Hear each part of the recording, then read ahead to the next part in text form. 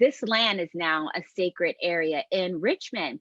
And as we were kind of like near the land, we walked to where the sacred area was. And it was this energy. I mean, you could feel this energy. It felt like the ancestors were waiting for me, waiting for us to come. I felt the need at that point that this story was starting to become a part of my skin. Welcome to Book Reporter Talks To, where our guest today is Sadeqa Johnson, the author of Yellow Wife. This was the last book that I read during the holiday break, and I quickly noted it's a Book Reporter Bets On selection. As soon as I closed this book, I could not wait to start sharing it with our readers. In fact, I wrote about it in the January 8th newsletter as soon as we came back. I've been looking forward to talking to Sadeqa. It's like one of these conversations that I've been looking forward to because I have so many questions and to sharing it with all of you. So welcome. Thank you, Carol. Thank you so much. I'm so happy to be here. Just lovely. So can you start telling us, because I love the story of where the kernel of the idea came for Yellow Wife. So Yellow Wife, well, let's just back up a little bit that I was a contemporary fiction writer up until this point, right? So I have 3 other novels out. It was all contemporary women's fiction, a little bit of love, a little bit of romance, a little bit of family, drama. And then I am looking around for an idea for my 4th novel. My family and I had moved to the Richmond area in 2015. We had some friends come down from New Jersey in April of 2016, and we literally was just looking for an activity to get out of the house. We wanted to get the kids out of the house. We wanted to show the family around. We didn't know Richmond so well, so we decided to go on the Richmond Slave Trail. And the Richmond Slave Trail is along the James River, and there's 17 markers along the river marking different points with information about how the slaves were transported to Richmond and things that happened along those times. So the kids and I were walking and they're reading the different markers as we go. One of the children read the marker of the Lumpkins jail. And the thing that really caught my attention right away was that the jail was a notorious punishing center for slaves. And it was also a trading post. And so it had a double duty. Mhm. It was described as one of the most horrific places on earth. No, like that's not a place you would want to be. They described the smells and the torture and the things that happened to the slaves when they were there. The owner of the jail, his name was Robert Lumpkin, and it was said that he was married to an enslaved woman, Mary Lumpkin. And so that was the first thing that kind of got me thinking, like, okay, honestly, my first thought was, could he be a Black man who Mhm. owned this jail?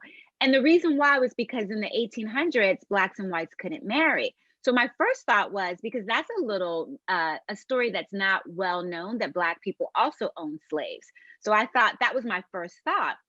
And then it said that they had had 5 children together, and Mary had raised these kids. And while Robert Lumpkins was referred to as the bully trader because he was just that mean, it said that he loved his family. He loved Mary, he loved their children, and that he would do anything for them. So that contradiction was the other thing that just kind of got me going a little bit. I was thinking about what it was like for Mary. Did she love him? Was this a situation where she was just trying to survive? Like, what was going on in her brain as she was living on this half acre? And also, what was it like raising those children? I mean, if you think about it, I'm a mother, I have 3 children.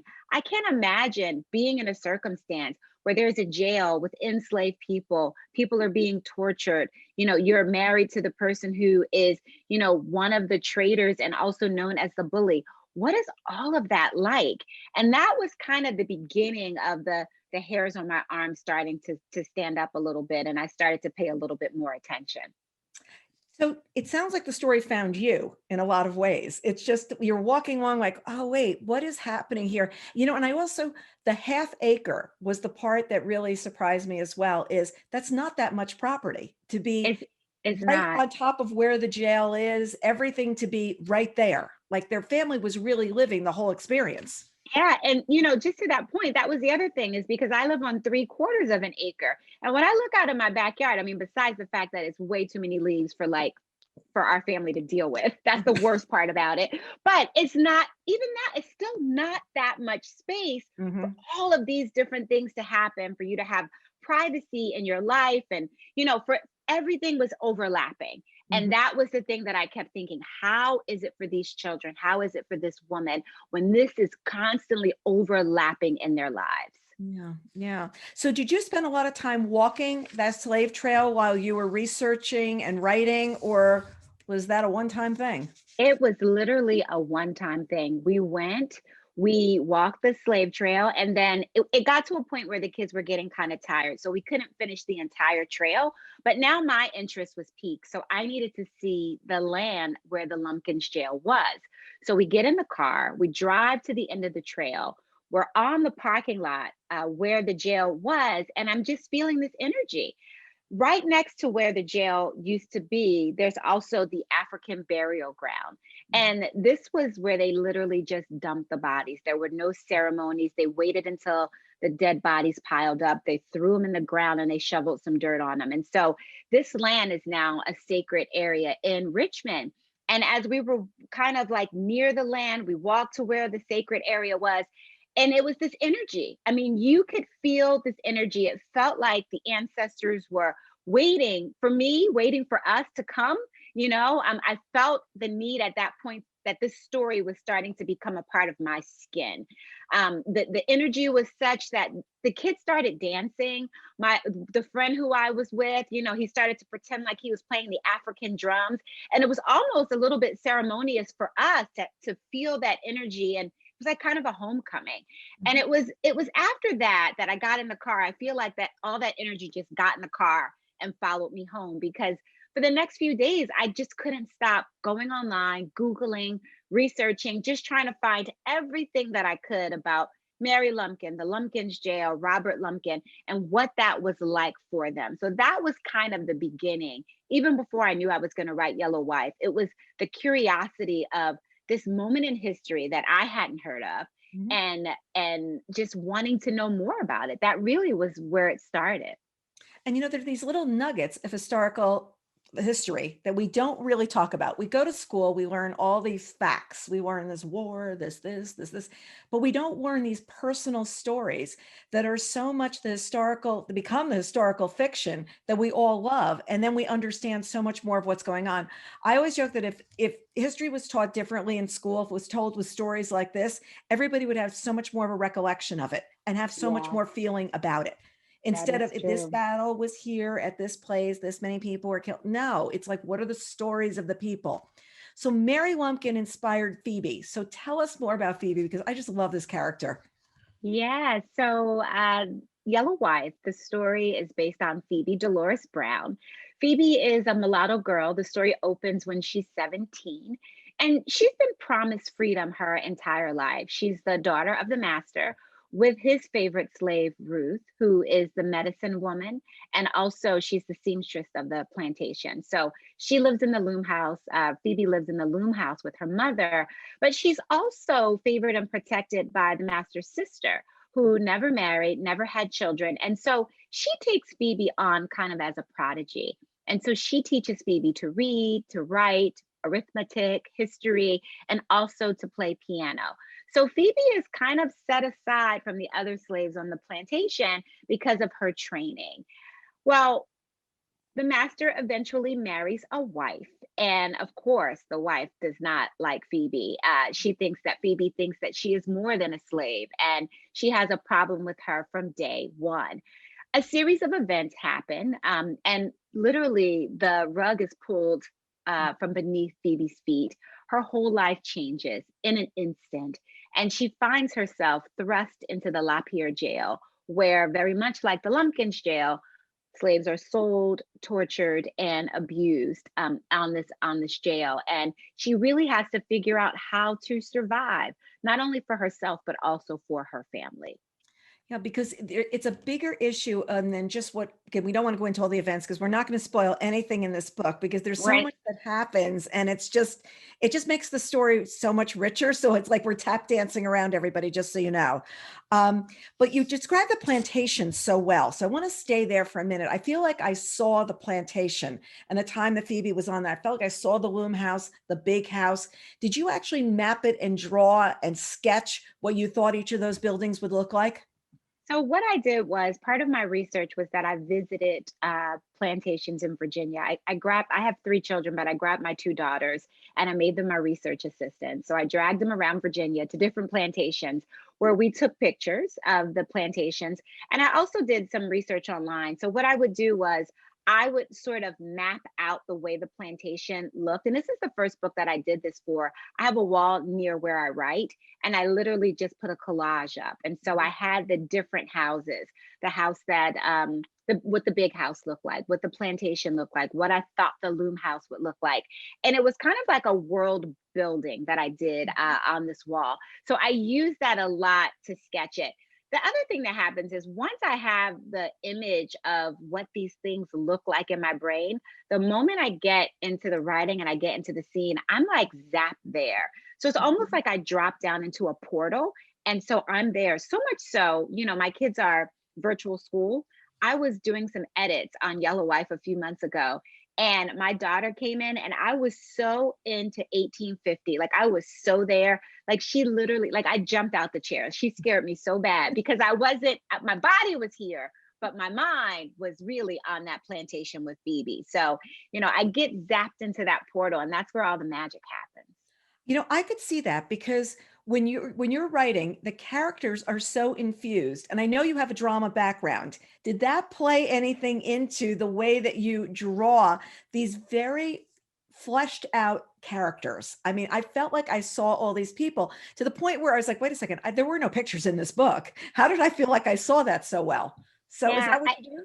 So I think my imagination, being a lover of books, I've been reading forever, like ever, ever. And I think being a lover of books, the images, they just kind of come to me like a movie. And so as I'm writing it, it's almost like the movie is like playing through my head. And I also write to music, so the music also helps to infuse the words, and it all just kind of comes together and flow. I take a lot of time with each character. I spend a lot of time doing character bios and really trying to get to know them.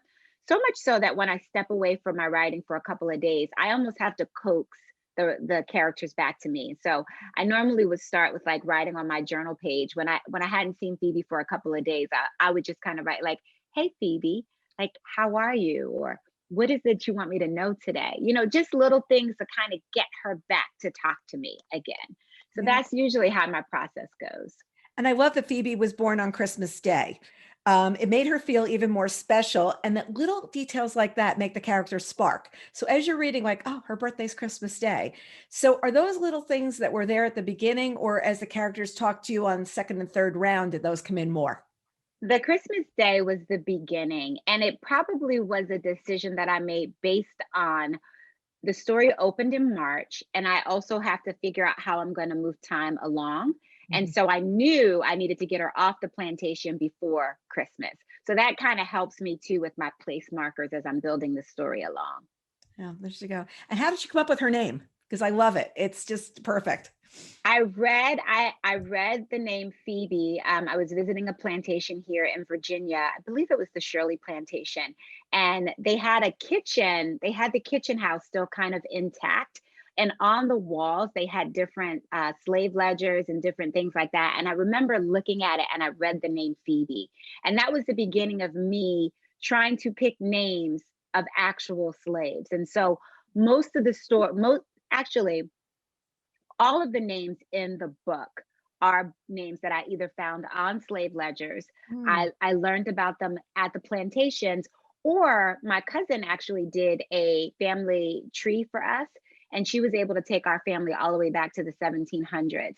And so I also went into that and I would pick names from there because my thought was I needed to, I'm telling one story, but I also wanted to honor as many ancestors as possible and give a voice to those who didn't have a voice as much as I could.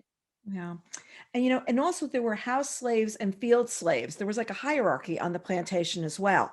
So can you delve into that a little bit? Because it was definitely like the people come out of the fields and they didn't have as good a life as Phoebe and the people in that big house. And Yes. as great as their lives were not. So can you share a little bit about that as well? Yeah, they had just a little bit more power because they were either working in the big house or they lived in the big house. So I separated the plantation, high town and low town. So high town would be all of the sub houses of the big house. So Phoebe lived in the loom house and there was the stables. And so anyone who worked on those in those homes, they had a little bit more power. They had a little bit more access to food and clean water and clothing, and if you want to call it a little bit more privilege, I mean, I think in being enslaved there are really no privileges, but Mhm. they had just a little bit more, whereas the slaves who lived in the fields, they usually suffered from different types of diseases and being cold. They slept on dirt floors, they had threadbare blankets, their clothing, they had less access to food. And so whenever there was a gathering where those from the high town and the low town got together, the high town always looked out for the low town. So they would make sure that they wouldn't eat at the gathering because they could always get food from somewhere else, but they always tried to feed the ones in low town. And that was the way I was able to kind of create, there's a hierarchy everywhere. I mean, even in our homes, the mom and dad's in charge and the kids, and there's the oldest. And so it was very important for me to show that on the plantation. Yeah, and I felt that, they have Phoebe and her mother had more privileges than most. And was there love between her mother and the master, or was that purely a sexual relationship? What Well, was it it? was, I believe that it was circumstantial. I do believe that Ruth really, Phoebe's mother's name was Ruth. I do believe that her main goal was always to get her daughter out of slavery. And Mhm, so she would say she was the sacrificial lamb. So mhm, whatever she had to do for and with the master, she would do it in order mhm. to get Phoebe free. Yeah. So Sally, who you alluded to before, who was the sister of the master, she loved Phoebe, took her under her wing, and it was unlawful actually to teach slaves to read. Like everything that she was doing, she was empowered to do, but that normally wouldn't happen. So opportunity actually makes the difference between surviving and dying. It's like along the way. And Phoebe and her mom had those. For Phoebe, much came from the mixed race heritage, but even that didn't save her in the end. It like didn't save her. She was still owned. And I think that was interesting because even though she had privilege, there was still that line and she still couldn't cross it. And I felt like every day for these people was exhausting about survival. It was about getting through the day. It wasn't about enjoying life. It was getting through the day. And you did such a good job of showing all the obstacles that could come up with, even just being in the big house and having the lush job. So, did you always take steps to ensure that the characters were on that edge? Because no one ever really got comfortable. Yeah, that actually that was a line that I had to toe. And it was difficult sometimes because sometimes I would forget, and so that's also where good editing comes in, Mhm, Carol, because mhm. I have really good people around me who always will, like, even if I start to veer too far right, they'll bring me right back to the center. So just towing that line of she had a little bit but she didn't, she had a little bit but she didn't, the moment you thought she was okay, then she wasn't again. And I felt like that probably is what makes it good fiction, and Mhm. that's what makes it such a page turner. At least that's what I've heard from other people who've read it. They can't put it down, and that's why. Because Mhm. the moment you think you got it figured out, I throw something else in there to take it in a completely different direction. Yeah, and I just say, "Oh, okay, so everything's really nice on the plantation," until it's not. You see, people are trapped in their world, and the one thing we're looking at: slave women whose bodies were conscripted by white men, did so not at their own choosing. It was not because, oh, I want to get ahead in life. It was really either for their children or it was just a circumstance. Mixed race children were challenged as to which world they'd be in. Like, see, Phoebe always wants to go, her freedom, she wants out. Was passing something that was discussed even then at that point? Or were these women seen as traitors? Like, what was happening at this time? A lot of the mulatto women that I researched, and not all of them, but I talk a little bit about the fancy girls in the Mhm. story. And that was a profession that was specifically for mulatto women. It was mostly women who worked in a brothel. So they were bought by a master, and the master would have a business, and he would basically have somewhat of a brothel, and these women were used for sex. So that was one profession that mulatto women found themselves, again, not with their permission, but that's what they found themselves. Another thing was that in the Richmond area, what I found was men like Ruben LaPierre, which is based off of Robert Lumpkins, men who were traders and who owned jails, such as the jail that I discussed in the story. Those men were looked at as the pariahs of the neighborhoods. So no white man would marry his prized daughter to a man who traded and dealt in slaves, even though everyone had one. It was kind of that hush hush business.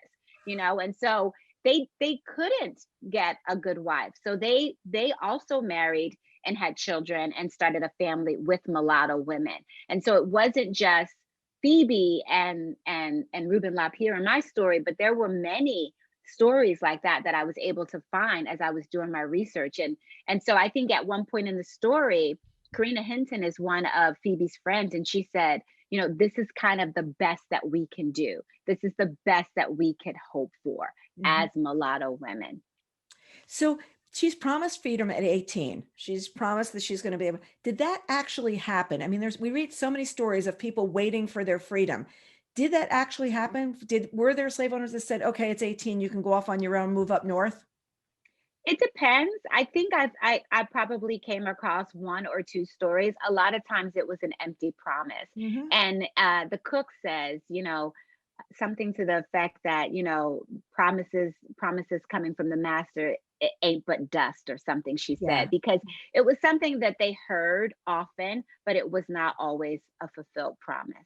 Yeah, because we read about that a lot of times in the book that everybody's waiting to get their freedom, get their papers.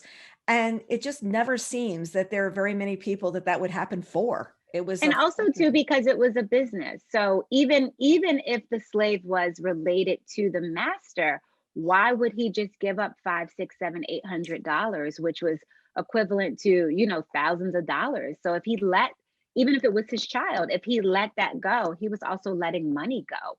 And Mhm. so it was few and far in between. It did happen, but I would think the promise of it happened way more often than the freedom of it. And I was thinking of Britt Bennett's book, The Vanishing Half, because it's like later years. This is what ends up happening in later years after slavery. This is what, and I just was all like, peeking in my mind as I was reading, because it was like, wait a second. Then later on, what ends up happening with this whole generation of people who go on? What happens to everyone from there? you know, there's so many tough scenes, and I found myself wanting to look away, but I didn't, because Phoebe's World kept me reading. And I honestly couldn't put it down. And I feel like there's a real balancing act going on in storytelling like that. There's a lot of drama from the character's point of view, that there is humor too. My favorite line was Mrs. Delfina saying, "Running this plantation has robbed me of my beauty." I mean, what a great line. And this Mm. woman is so self-consumed that she doesn't even realize everything that's going around her. It's all about her. And Mhm. it was, there are just so many moments like that throughout the book that I was just there like, dight on writing, just really well done. Thank you. Thank you so much. Yeah, I really enjoyed, speaking of Mrs. Delphina, I really enjoyed writing her. I had to do some very specific research on what it was like for white women, because we look, it's the full story, right? So we're definitely in Phoebe's world and dealing with what she's going through. But each character has to have a beginning, middle, and end. Each character, you have to have some sort of sympathy for them. You have to feel each character.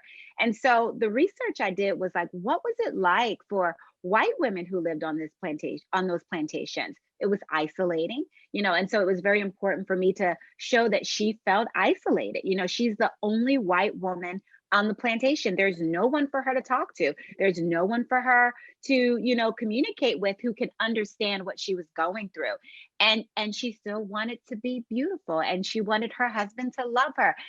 things that we all as women, we go through. And so it was important for me to make her three-dimensional. Even though she's the bad guy to some degree, she still needed to be fully developed and full and a full person.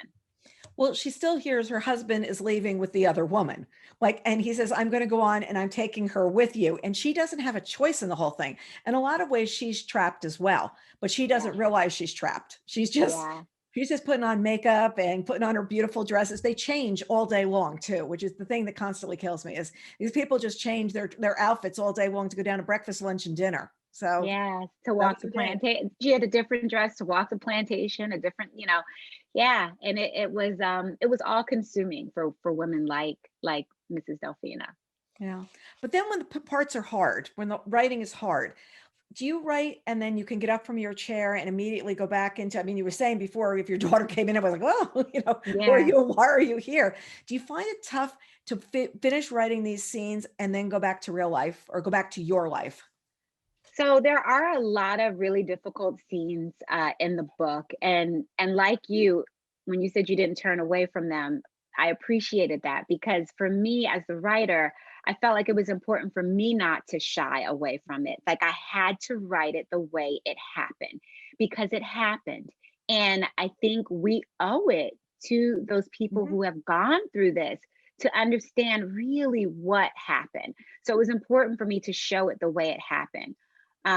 When I was writing some of those difficult scenes, some of the whipping scenes and things like that happened in the story, really what happens when I finish my writing, just in general, I have to have a little bit of separation. And so I normally write in the mornings and I always work out kind of in that afternoon because the running, like I'll go for a run, I'll put some music on, I'll do something, I'll go in the kitchen, I'll cook something. Like I need to kind of pull myself out of that space and that mind frame. I need something to ground me, to ground my energy and bring me kind of back here. So I always have to have a little bit of separation. I can't like jump off the computer and then I'm off to the next thing. Like I need some kind of some grounding space.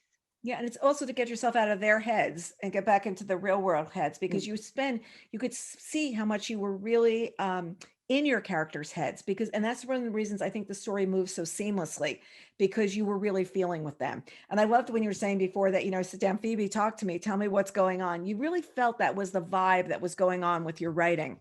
Um, is it hard to leave the characters behind? Was it hard to say, okay, it's the end? So when I get to the end, I am often relieved. I spent 3 years, give or take, with these characters, and in this world, I mean, I was like on the beach reading the incident and life of a slave girl, where people were reading, a good beachy, fluffy story. So I spent a lot of time in that world, and so when it was the last period and it was off, it was a celebration for sure. Yeah. It's like, okay, I've been there, I've done that.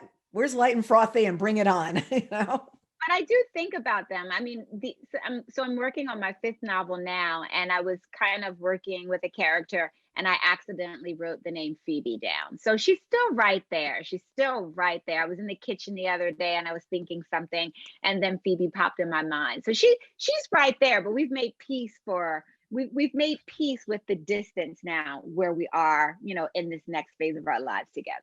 So, but Well, she's right there.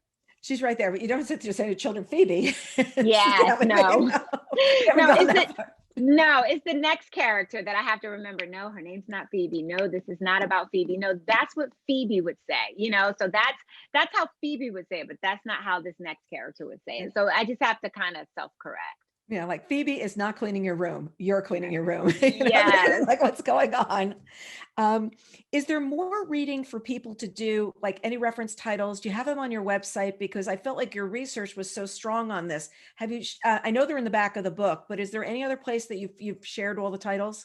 No, and that's actually a really good idea. I guess I could include that on my website, but they are all in my author's note Mhm. at the back of the book for now. Yeah, because I just thought that would be so much, fun to do. Okay, so your sister looked into your family's history. Was that tough going to sit there and say, wait, was it parallels to what had happened? Or what did you find that were little nuggets? So it was basically names and places that I was able to find through my cousin's research. It was basically, well, I moved here to Virginia just kind of on a whim. And it's funny because a lot of our ancestors lived in Virginia on both sides of my family. So it wasn't really a whim, it might have been a calling. It was just little things like that. Oh, I only live about 30 minutes from, where these ancestors, where it says that they were buried. Little things like that is what I found. Unfortunately, it wasn't like deep stories or narratives about their lives, but mostly it was just their names and their date of birth and the place that they lived. Oh, so not like, huge backgrounds on them as well. Right. Yeah, Yeah. it's sometimes strange. Like you'll just see they live for 2 years, and you're like, well, wait, what was the story? What did they die from? What happened? When we've done any looking back in family history, it's always interesting to say, well, who were these people? Like there Yeah. were, and you just never came across them. I haven't read your other books, but I've heard you talk about them. And so a lot of those books were infused with love and like, great romance. And I feel that many ways this book is a book about love because it's about the love of mother to her daughter and the love of a daughter for another man in her life and then love for her children. Do you love writing about love? I love writing about love, Carol. I mean, love makes the world go round. And I remember when I got into a point where I was a little bit stuck on Yellow Wife, and I called one of my writing mentors, and she said to me, she said, Sadiqa, you're not writing about slavery. She said, slavery is just the background. You're writing about love. You're writing about family. You're writing about connection. Don't lose sight of that. And that was really the click in my brain that changed everything. Because I think in the beginning, because it is such a tough period in our history, I Mhm. was bogged down with the responsibility of writing the slave story. And she said, it's not the slave story. It's a love story. It's a family. It's a survival story. That's just your background. And when I was able to make that little change in my brain, things started to flow for me. Yeah, it's little things like her mother caressing her hair, her mother braiding her hair, just all these little things, her grabbing her mother's dress, all these little moments that are just connectors of people. So love is besides what you say to each other, it's what you show to each other. And that's what I felt it was in this book. There were little gestures that someone would give someone a little bit of extra food, or they would do something. And it is not just romantic love. It's love of sharing your life or sharing what's happening. And that's what I saw coming off the pages as well. Am I on Yeah. target? Yeah, you're right. You're right on target. So I'm glad I did my job, Carol. So, okay, I heard that it took 3 years to write this book, and I heard that you did something really unique is you retyped the book along the way. And I Yes. love that you did this. So, but just tell us why you did it, because I think that we don't hear a lot about this. We hear people correcting or whatever, but you just went back to square one. So tell us about that. Yeah. So my writing process, and it's been my process pretty much through all four novels. My writing process is that after I do the first draft, and it's a terrible draft, really, it's just hacking through the woods, getting the story down on page, having something so I have some sort of roadmap for draft two. I print it out. I sit on my couch, I get my red pen, I make notes in the margin for myself. I open up a new Word document on my computer, and I just start retyping the whole thing over. And I don't just like go the whole way. Like I'll type the first chapter, I'll look at that first chapter, I go back, I edit it, I fix it, I make it what I think it should be, and then I go back and type chapter two. And for me, what happens is that I get to re-envision the story. So I re-envision the story. It goes through my body again. I reconnect with those characters in that setting, in that place again on a deeper level.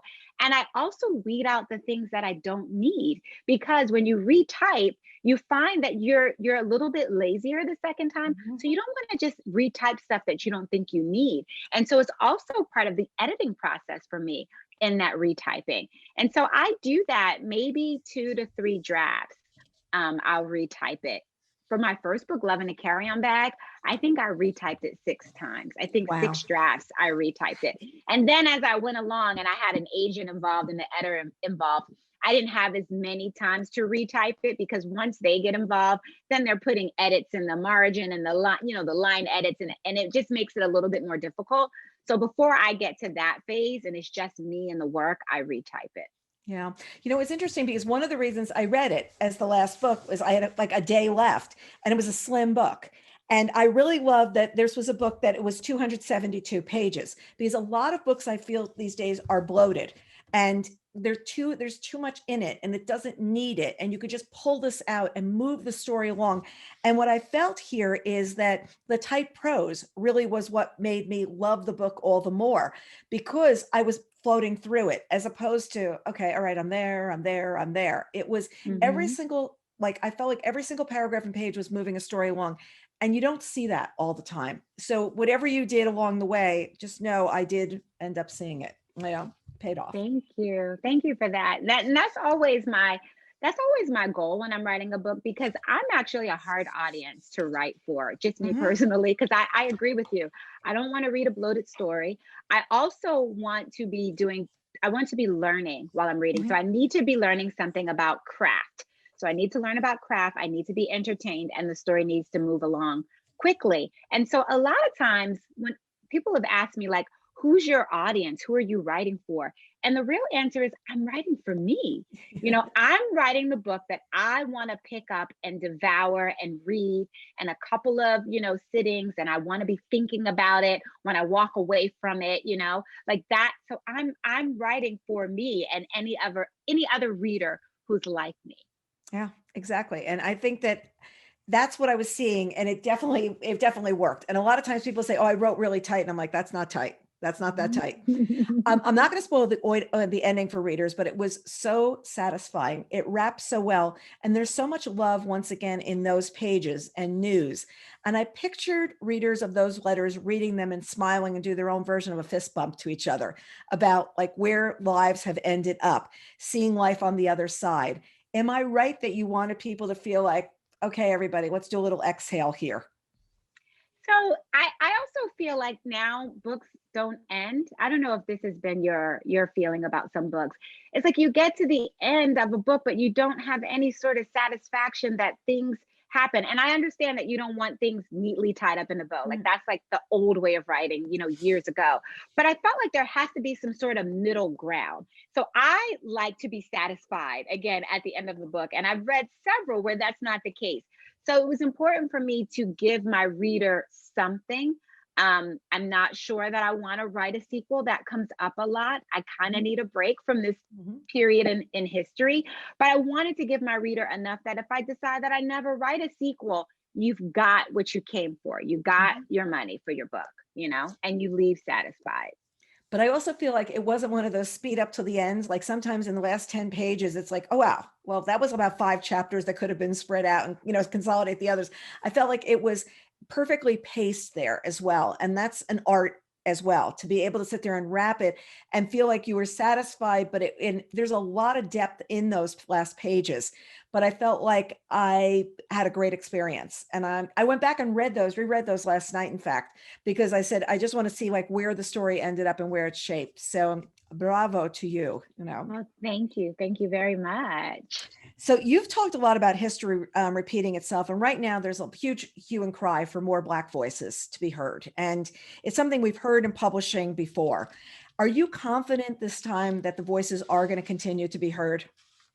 It's my hope, and it's a prayer and a dream, because I know how difficult it was for me to get published. Mhm. My first book, Love in a Carry-On Bag, came out in 2012, and when I went to the publishing houses with an agent with a background in publishing, I still was not able to get a publishing deal, and so I see so much change, but I just hope the change sticks, because there's so many beautiful voices, BIPOC, Black, Indigenous people of color. It's so huge, all these different ways that we can tell a story. And I think in order for us to embrace the difference in each of us, we need to be able to read these different stories. So my Mhm. hope is that this wave will continue and that it's not a phase, because things happen in waves, things happen in cycles, and then they forget, then they come back, then they Mhm. forget. So I'm hoping that this time it'll actually really stick. And over the past few weeks, I've been watching Bridgerton, and you're going to sound like, oh my gosh, like, Carol, trite and funny compared to my like very serious, very well done book. Yeah, I get it. But what I really thought watching this, how different the world would be right now if the races were equal. because as I was watching the black and white characters with no talk of race, there was no talk of that going on. I thought, what if the world had been like that back then and been through to today? How different would the world be? And reading your book, I was reflecting on that as well, because if there wasn't this, who's a slave, who's this, there's not different hierarchies of people, what would the world have been like? And I just had to give you that as a little takeaway, because when I was watching the show, yes, it's a complete, romance fantasy, let's get real. But by the same token, seeing everybody intermingling without talking about race or culture like that was very, very interesting to me. Well, that's Shonda Rhimes at her best. I mean, she is a master storyteller and Yeah. she does it, she's top of her game. I haven't seen it yet. My daughter did. And she said it's amazing. So I have to make some time to I'm not a good vegger, Carol. That really is what I'm not. I'm a busybody. So being able to kind of sit and binge watch, I can do maybe 2 shows. And by the 3rd show, I'm starting to get a little itchy, but I'm going to make time for it because the Globe and Mail newspaper in Canada compared Yellow Wife to Bridgerton. So there, Well, I have to see it now. I have to see it. Well, I'll teach you my trick. I never just watch. I either watch and knit or I watch and do email. And then every once in a while, so my biggest button on the control is rewind, because I've missed some whole thing. And I'm like, wait, where are they? Wait, what's going on? Because I'm always doing 2 things. And it's either I'm dropping stitches or I'm answering a really in-depth email. And I'm like, wait, where did they get to the countryside? How did they get there? But it's either that or I just can't sit there and vacuously watch TV. Though over the holidays, I did have a couple of moments where it was 3 a.m. and I was watching Virgin River. I will confess that I was like, what am I doing? And it's I think I'm really just trying to get my head to another place. And that's all I'm doing. So I don't know. That was my big takeaway. Are your 3 children, is anybody old enough to read the story? So I have a 17-year-old son who I am pressuring. My kids are not that impressed with me, Carol. I mean, I don't know what that's about, but they are not impressed by me. So I've been pestering my son. He said that he would try and get to it over his summer vacation because I make them read through the summer. So he was like, Mom, just put it on my summer reading list. My 15-year-old daughter, I think, is ready for the story, but she's all caught up in the Vampire Diaries and that's her world right now. So we'll see how it goes. And my 12-year-old, I think she's still a little bit young. Yeah. Isn't that funny though? It's wait, Mom, you're all that. No, you're really not. Yeah. What's for dinner? Exactly. Exactly. And who's driving me where and what's going to end up happening? Well, how do they feel about their day trip having inspired the book? Do they realize that's wait, where are we going to go next, Mom? Yeah, they were a little bit younger when we took the plantation tour. So they were a little bit more excited to help me. The older they get, the more jaded they become. So when I tell that story, I get a little sly grin, yeah, I was there, but they're not that impressed by me. See, but this is what happens. If you had live events right now, they could be in the audience, go, wow, look at all these people think my mom's pretty cool. Maybe I should change my attitude here and read the book. and that's the way it was for the last book. They would come to live events and they sat in the audience, and actually they would even ask questions. So if it got quiet and no one was asking a question, one of them would raise their hand and ask really good questions. And I didn't even plant the questions, I have to be honest. And I was always like, okay, good job. You're paying attention. But this time you're just upstairs. I'm it's just no big upstairs deal. in my office. It's no big deal. But I will say the youngest one does help me with my lighting. So I did give them jobs. If I give them jobs, they're a little bit more connected. So the youngest one helps with the lighting and the middle one, she'll help with the makeup. So that's how I keep them connected. So we should do hair and makeup credits at the end and lighting credits to them. Okay. I feel like that should just roll on the credits at the end. We'll see if we can work on that.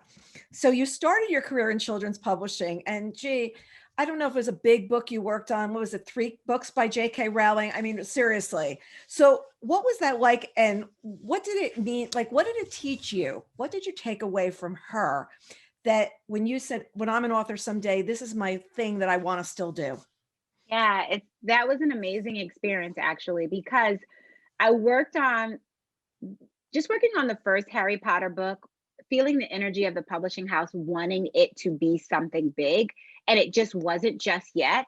And the moment it broke, I remember that it was NPR that broke the story. And that was the beginning of the snowball effect of the Harry Potter that we know today. And it was like, it was magical to be a part of that movement. Not to mention that J.K. Rowling is the sweetest, nicest author ever. I mean, she was always so humble. She was always so kind. Even after, so I worked on the first three books and then I was kind of reassigned. But when the fourth and the fifth book came out and I was no longer working on the books, she always sent me an autographed copy. She would Oh. always say something like, "Hey, Sadeqa, sorry I didn't get to see you this time." I mean, she was just so pleasant and humble. So, what it taught me was that my time is definitely coming, that I just have to stay the course, keep the momentum going, and the story will break. There you go. And I think you should get her a copy of the book. I think that you should sign one now and send it to her. I How's that? didn't even think of that, Carol. That's such a great I idea. think you should just say, just you put your little special touch on that and get a book to her. Because Yeah, I bet that she's the type of person that she'd say, wow, that is, yeah, I think it's a moment. I think it's a moment that can go yeah. on your to-do list. So then you went on and you worked at the adult publisher over at Putnam. How did your role as a publicist influence now what you think about when you go out to promote your book? It has influenced me greatly. When Second House from the Corner came out, that was my second novel. My old manager, director of publicity, she gave me a call and she said to me, she said, "Sadiqa, don't ever forget that you are your biggest advocate." Mhm. And I took that to say, you are in a publishing house, you do have a team, but never forget that no one loves this book more than you do. So you need to get out and do the work. You got to do the work. And that really shaped, who I am as an author. I think Simon and Schuster really likes working with me because I'm a collaborator. Mhm. I don't just sit and they tell me what to do. I bring energy, I bring information, I bring sources to the conversations, and we work together as a team and promoting this book. I'm not just waiting for them to tell me what to do. We're working together, and it's a gift to have the background and to know kind of what needs to be done in order to push this book to bestseller. And also to know that it's a certain period of time that they can actually work on your book and then they're on to like there's cycles. And I think that people just need to know that there's like this 8 week or 12 or 3 month period that everybody's focusing on you. And then after that, you've got to keep the momentum going yourself. And you see that and you're realistic because I think a lot of times authors just really don't understand it's not going to be my moment forever. Yeah, and it's so funny because my husband and I have been talking about that because now that the book is actually out, I do feel like my time of being, the center of their universe is probably starting to wind down. So what's part two? What's part Mhm. two for us? What am I going to be working on? Kathleen Grisham is a friend and a mentor who wrote The Kitchen House, and Mhm. she said to me, she was like, for that first year after The Kitchen House, she said I was really my own publicist. I booked everything. I showed up. I did everything people asked me to do. She was like, that is why the book was successful because I put 100% of my energy into it. And so I Mhm. know that that's what I have to do for Yellow Wife. I Mhm. am still trying to write a fifth novel. It has been very difficult, I would say, probably since the book came out, it's been Sure. difficult because my brain is splitting. I was talking to Julia Kelly. She and I had a conversation, and she said, if you just write 1 to 2 hours a day, that'll just keep the momentum going. Then you'll feel good. And I have to say, Carol, I'm struggling with the 1 to 2 hours a day, but it'll come. It always does. All you're going to do is when you have that 1 to 2 hours, you're going to go, Phoebe, talk to me. And you're going to say, whoever the new character is, you're going to go, talk to me. And I think you need to allow yourself these couple of weeks of what's going on, these few weeks of probably like 4 to 6 weeks of just like, nonstop talking about Yellow Wife. But I also think that there's going to be something else that happens because I think this book would make for a fabulous book group discussion. And I think that you're going to get groups like that want to reach out to you. How can they get in touch with you if they want to have chats with you? Do you have time to do chats with them? Oh, And absolutely. Right now, I would say that my calendar is booked through April with book clubs that have reached out. I absolutely love speaking to book clubs. They always bring a different energy and flavor and direction to the story. They see things that I've done that I didn't even know I did, and that's always just so wonderful to hear. So the best way to get in contact with me is I have a website, which is sadiqajohnson.net. So you can go to my website. You can find everything you need to find about me. I do Facebook Lives, of course, Instagram Lives. I'm also part of Novel Network. So if your book club is a part of Novel Network, you can go through Novel Network to book me, and I'll come and talk to your book club. Right. And when you come to the book club, do you want to come, and I always say this, do you want to be there at the beginning? Or do you want them to discuss the book a little and then bring you on?